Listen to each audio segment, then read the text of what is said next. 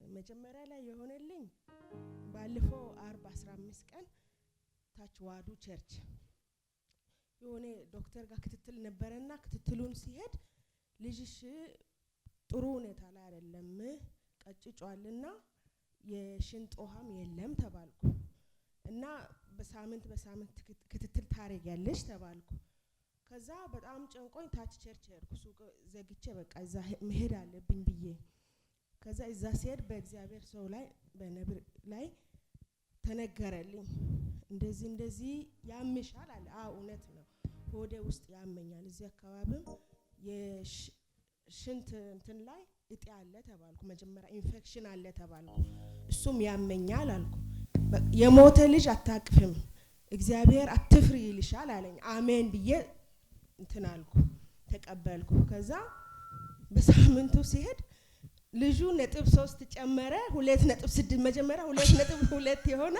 2.6 ነው ኖርማል ነው አለ አረ ለዚህ ጌታ ጨብጨቦ ለጌታ ክብር አረ ይሄ ጭምጨባ ያንሳል ግን ሄ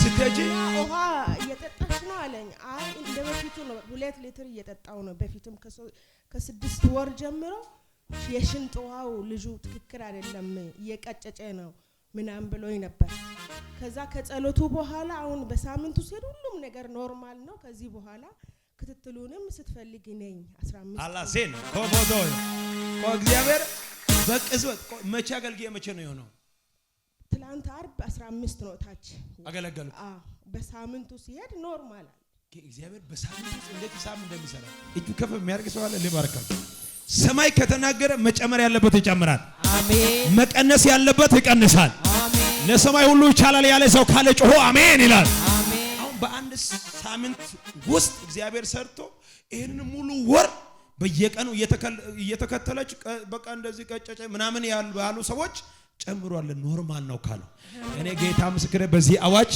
እዚህ ጋር እየሰሙ ባሉ ሰዎች ብቻ ሳይሆን በኢትዮጵያ ውስጥም ከኢትዮጵያ ውጭም ባሉ ሰዎች ላይ አወጅኩ ዘመናትን ያስቆጠረ የተኛው እርግማን ከቤታችሁ ይባረራል አሜን በሰላም ማቀፍ ሆኖላችኋል አሜን በሰላም ያስ ሆኖላችኋል አሜን እሺ ከዛ ኖርማል ነው ከዚህ በኋላ ለ15 ቀን ምናምን አለኝ እሺ ባለፈው መጣ እግዚአብሔር የተመሰገነ ይሁን አጨብጭቡ ለጌታ ክብር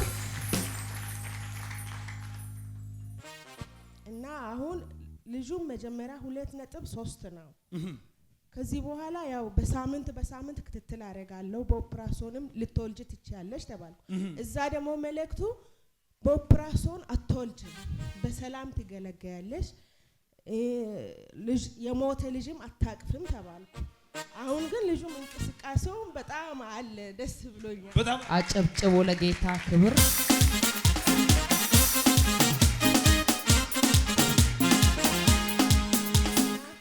እና ሁለተኛ ደግሞ የሆነልኝ የሆነ እቁብ ነበረ እዚህ ምጥላው እና እቁቡ ከወጣ በኋላ ከለከለኝ ሚሰበስበው ልጅ እና ቼክ ፈርመሽ ቼክ አውጪ አለኝ መጀመሪያ እኔ ስለ ቼክ አላቅም 100,000 ብር ነበር የደረሰኝ ቼክ አውጪ አለ እሺ ብዬ ቼክ አወጣው ፍርማሽን ብቻ አርግና ስጭኝ አለ እሺ ብዬ እንደ ዋስትና ፍርማ ብቻ አርጌ ሰጣው ከዛ እሱ 100,000 ብር ብሎ ጻፈ ከዛ ቢደውል ምን ብል እዚህ ሀገር አይደለም ምናም ብሎ ብሩን ከለከለኝ ከዛ የትላንት ቅዳሜ ሳምንት ነብይ ጋር አንድ ላይ ጸሎት መጣው እዛ ጸሎት ላይ ነገርኩ እንደዚህ ብዬ ተጸለየልኝ ቅዳሜ ለታከሳት መጀመሪያ የለውም ብሎ የቆየው ልጅ ከሰዓት በኋላ መጥቶ ሰኞነታ 8 ሰዓት ላይ ነይና ብርሽን ውሰጂ አለኝ ጨብጭቡ ለጌታ ክብር ይገባዋል አጨብጭቡ እዚህ ላይ በጣም አንድ የገረመኝ ነገር እንሰማለን ጌታ ምስክር ያለቀስኩት ነገር ነው ማወራላችሁ ሰው የለም አለች እንደዛ ነው ያልሽው ሰው የለም ማማክሮ እንኳን ሰው የለም አላውቅም ቼክ ፈረምኩ ሌላ ሀገር ነበር ቁቡንም ከኦሮሚያ ክልል ነው መጣሁት ግቢ አንድ ዕጣ ሰጥሻለሁ ብሎ 3 ነው ያስገባኝ እዚህ ስመጣ እኔ ደግሞ ሰውም የለም ቤተሰቦቼ ሁሉ 40 ምንጭ ናቸው ከዛ ቼኩን አሳትማለሁ ካልሰጠህ አልኩት ያንቺንም 1 ሚሊዮን አድርጌ አሳትማለሁ ሰማችሁ እንካሰሳለን አለኝ። ከዛ እዚህ መጥቼ አንድ ለአንድ ጸሎት ሲገባ ወዲያውኑ መጣ። ከሰዓት በኋላ ሰኞ ዕለት ብርሽን ውሰጂ አለኝ። አንድ የሚገርም ምስጢር ስሙ። በጣም በቃ ያስለቀሰኝ ነገር ማለት ነው። እኔ የሰው ሀገር ሰው ነኝ። ፍርማ ብቻ ፈርሚና ስጪ ተባልኩ። ከዛ ፍርማው ብቻ ፈርሜ ሰጠው አለች። ገንዘብ መጠን አልጻፍሽም? አዎ አልጻፍኩም። አሁን እኔ በ100,000 አስመታለሁ ስለ እሱ ደግሞ ባዶ እኮ ነው ያንቺ 1 ሚሊዮን ብዬ አስመታለሁ አለ። ፍርማው ፈርማለች ማለት መብት አለው። እውነት ግን እግዚአብሔር ግን እዚህ ቤት ይሰራል። እግዚአብሔር ይፈርዳል፣ ነገሩ ያልቃል አልኩት። አሜን። ይሄንን ሁሉ ወር የከለከለ ሰው ቅዳሜ ጸለቁ። መቼ ሰጠ? ቅዳሜ ከሰዓት 11 ሰዓት ላይ መጣ። ሰኞ ዕለት 8 ሰዓት ላይ ሰጠ። አጨብጭቡ ለጌታ። አረ ለዚህ ጌታ እውነት ከዚህ በላይ ጭብጨባ ይሆንለት። አጨብጭቡ። ከዛ በቃ እግዚአብሔር የተመሰገነ ይሁን። እግዚአብሔር እዚህ ቤት ይሰራል። እግዚአብሔር በጣም ይሰራል። ብዙ ነገር ነው የተደረገልኝ። በጣም ብዙ ነገር እዚህ ቤት መምጣት ከጀመርኩ ወዲህ በጣም ብዙ ነገር ነው ተደረገን። እግዚአብሔር የተመሰገነ ይሁን። ነብዩን ደግሞ በጣም ወደዋለሁ፣ በጣም በራካለሁ። እግዚአብሔር ስም ተሰበሰበ። አሜን። ለዚህ ጌታ ከፍ ያለ ጭብጨባ እልልታ ይሁንለት።